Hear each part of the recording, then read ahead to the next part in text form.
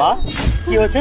কি আবার হবে? এই যে তোমার মা আমার একটা কথা শুনে না। তোমার মায়ের এই বয়সে শখ জেগেছে সে নাকি বিয়ে করবে, আরেকজনের বউ হবে, সংসার করবে। এই বয়সে তোমার মায়ের কিসের এত সংসার করার সাথে? আমি তো সেটাই বুঝি না। যার কিনা ছেলে আছে, ছেলের বউ আছে, দুদিন পরে সে দাদি হবে, সে কিভাবে এই চিন্তাটা করে আমি সেটাই তো বুঝতে পারি না। সূর্য ভাই, আপনি কিন্তু আমার বড় ভাইয়ের মতো। আপনার কিন্তু কখনো আমি দুলাভাই বলে সম্বোধন করি নাই, সবসময় নিজের আপন ভাইয়ের মতো দেখছি। আপনি কি বলছিলেন বিয়ের আগে? আরিয়ান, তোমার যখন ইচ্ছা যেভাবে ইচ্ছা আমার বাড়িতে যাবা, আসবা, খাবা, ঘুমাবা, কোনো টেনশন নাই, এটা তোমার নিজের বাড়ি ভাববা। কিন্তু আমি যখন আসি, আমার মুখ দেখলে তো বোঝা যায় সে আমি আর সাথে একদমই খুশি না। আপনার নানান কথা শোনায়, আর সবচেয়ে বড় কথা, এগুলো আমার কাছে কোনো বিষয় না। আপনি যে কথা কইছে মাঝে মাঝে বিয়ে করতে চাই এই বয়সে, এটা একদম সত্যি কথা। আমার কি হয়েছে আল্লাহ তাআলা জানে। বাবাজি, তোমার মার কথা কি কইব?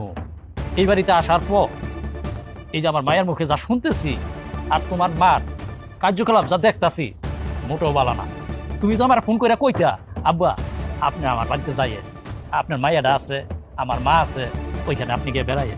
কিন্তু আসি, তোমার কথায় আমি আসি, আইসা তো বাবা এখানে শান্তিতে থাকতে পারি না।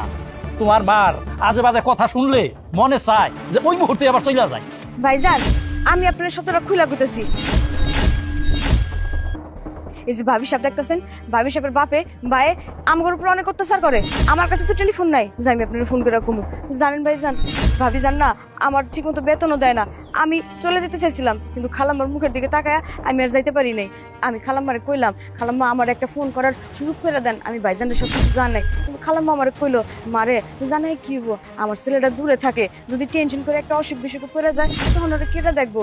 আর এই যে ভাবি সাহেব যে কইলো খালাম্মা বিয়া করতে চাই, এই সেই অমুক তমুক, এগুলো না সব আপনারা বানায় বানায় মিশা কথা কইছে খালাম্মার নামে। একদম মিথ্যা কথা বলার চেষ্টা করবি না। কি এমন তেমন কথা বলছিস? সূর্য, বিশ্বাস করো, ও যা বলছে সম্পূর্ণ মিথ্যা কথা।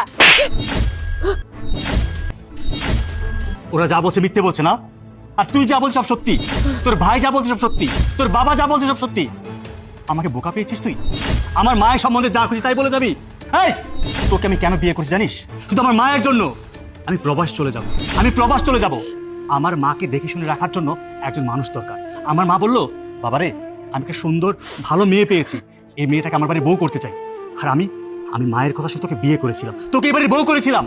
আর তার বিনিময়ে তুই আমার মায়ের গায়ে হাত তুললি, আমার মাকে বাড়ি থেকে বের করে দিতে চাইলি। ওই, তোর বিবেক বুদ্ধি বলতে কিচ্ছু নাই? যেই মা তোকে এই বাড়িতে আশ্রয় দিয়েছে, এই বাড়ির বউ করে নিয়ে আসছে, আজকে তুই সেই মাকে বাড়ি থেকে বের করে দিচ্ছিস। সূর্য, বিশ্বাস করো আমি ভুল করে ফেলেছি, তুমি আমাকে ক্ষমা করে দাও।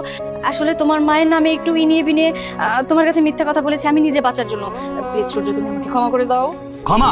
তোকে করবো ক্ষমা? তুই জানিস তুই কত বড় ভুল করেছিস?